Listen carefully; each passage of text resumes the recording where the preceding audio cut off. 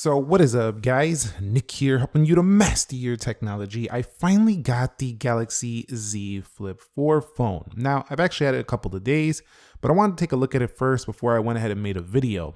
Now, to be honest with you, I have actually traded in the Galaxy S22 Plus for this device because I'm not quite on board with $1,000 plus for this just yet. However, I do feel like this phone is pretty amazing. We're going to talk about that here in this video. This is, a more refined version of the Galaxy Z Flip 3, which is a pretty good thing because that phone was already fantastic. You can see it has a dual camera right there. The edges now look more polished, a little bit more beautiful.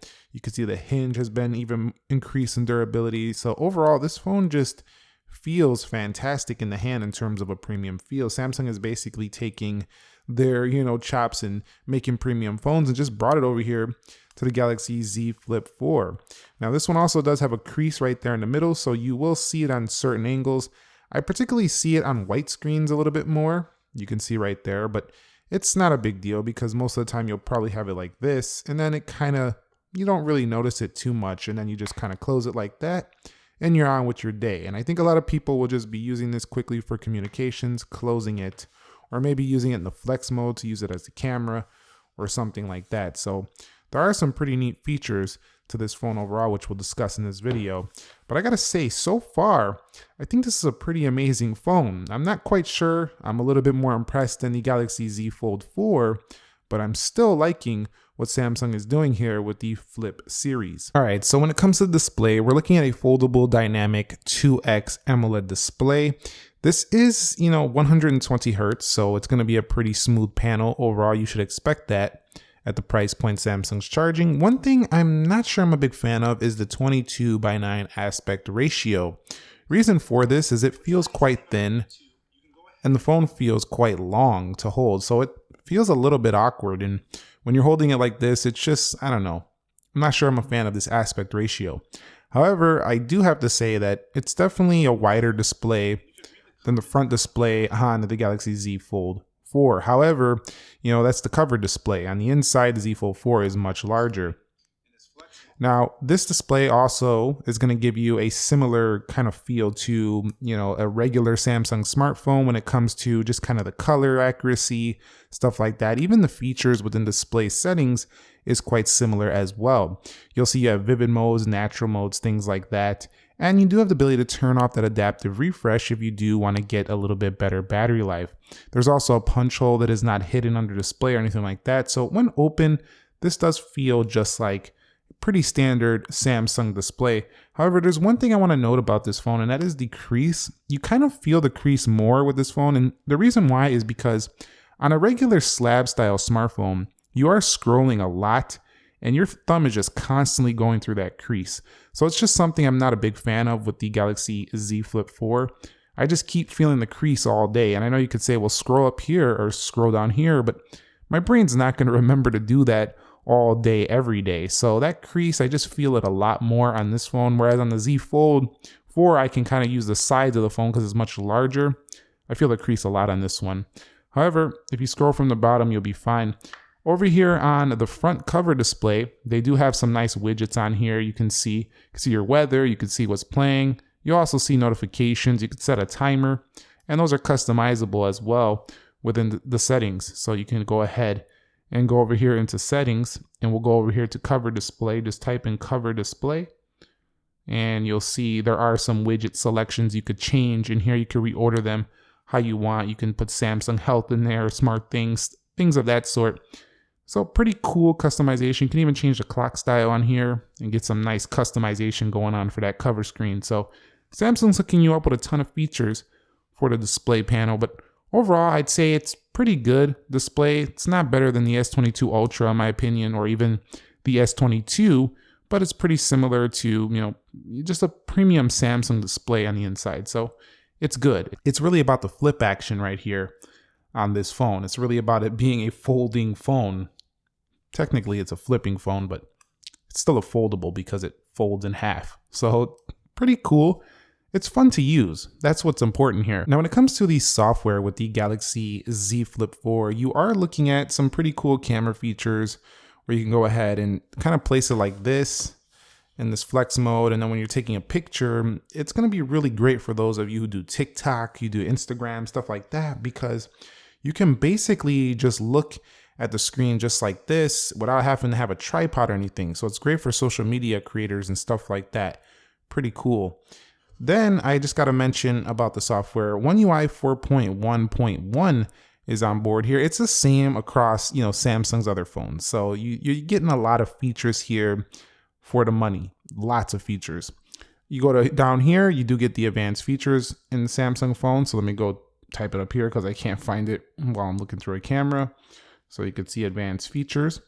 There's going to be your normal suite of stuff in here. So motions and gestures, lift to wake, all the good stuff is here. There's no S Pen though. And I think Samsung could find a way to stick one in here if they wanted to. But I don't think people getting this phone really care about an S Pen. So I'm not going to say it's something they should put in this phone, but they could if they wanted to. This phone right here, just runs your traditional Samsung software. It's good. It's staying up to date. It's got several years of support. And what I'm liking about what Samsung's doing lately is basically no matter which Samsung phone you use, you are getting a similar experience across the board. It's reminding me a lot of what Apple does, having, similar services, experiences across their product lineup. I love that about the Samsung experience as well. This is very similar to using a Z Fold 4, just in a different format. So it's pretty cool. It's pretty neat. So doesn't matter which Samsung phone you go with, they all run about the same. You got your Galaxy themes, you can change your wallpapers, you got the full Android experience. One thing I'll say about the software with Samsung phones though is that they kind of provide all their Samsung suite, the Google suite, they throw in some Microsoft, so there's a lot going on here, a lot of things to sign into. Could get a little bit convoluted.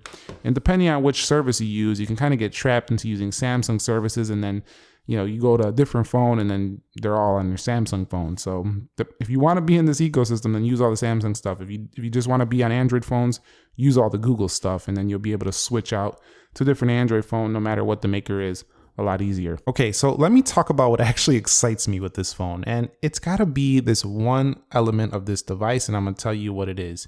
It's basically the performance. It's the Snapdragon chip that's in here, the Snapdragon 8 Plus Gen 1, combined with 8 gigs of RAM, which I think is the sweet spot for not having any stutters and slowdowns on a Samsung phone.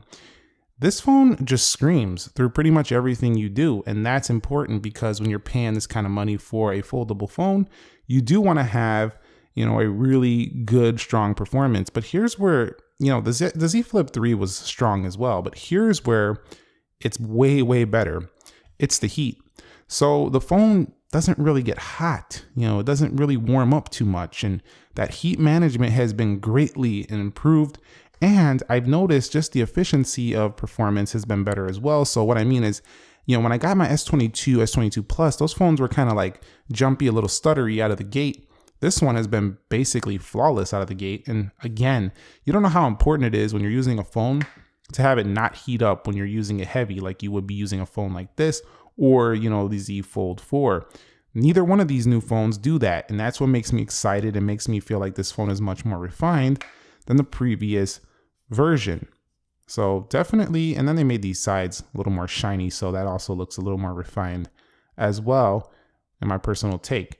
I also want to mention that fingerprint sensor right there because I really love having that hardware-based fingerprint sensor. That makes it feel like you're basically never going to miss at all. And I much rather have this than have it underneath display.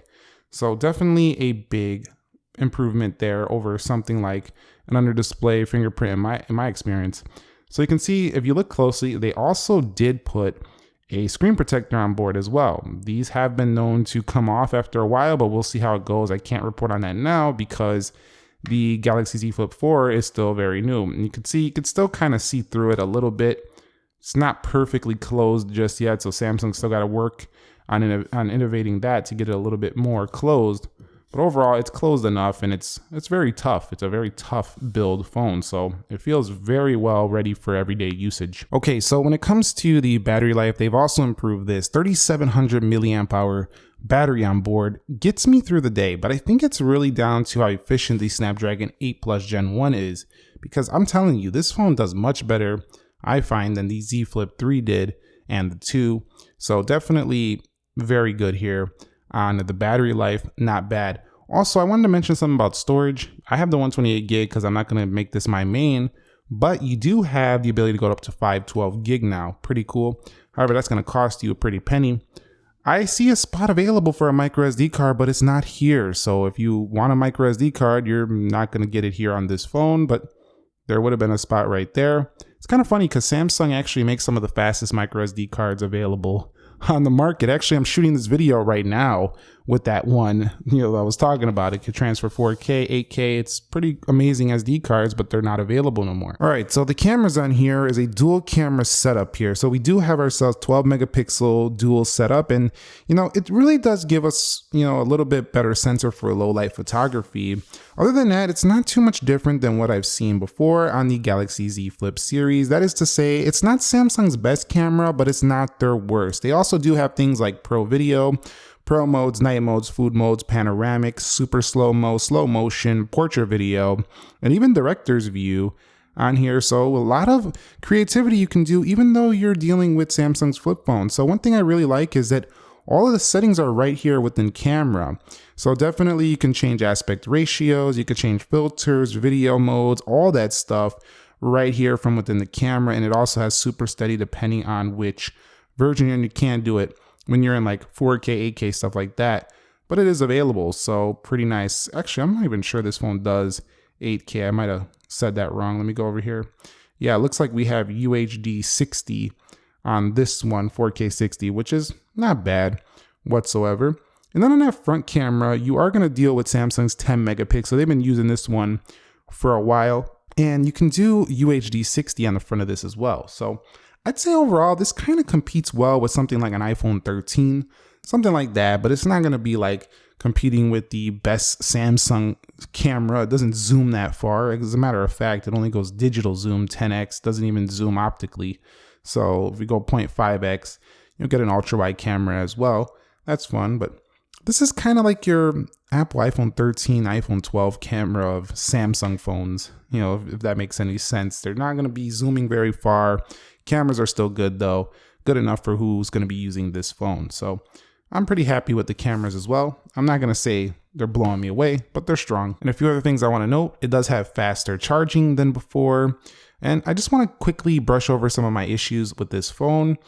Some of them are not big issues, they're all kind of minor. But this phone, one of the issues, as I talked about earlier, just the crease, I feel it a lot more. I mean, it's not that visible. Yeah, honestly, I don't really see it that much throughout the day, but I do feel it a lot, and I don't like that too much.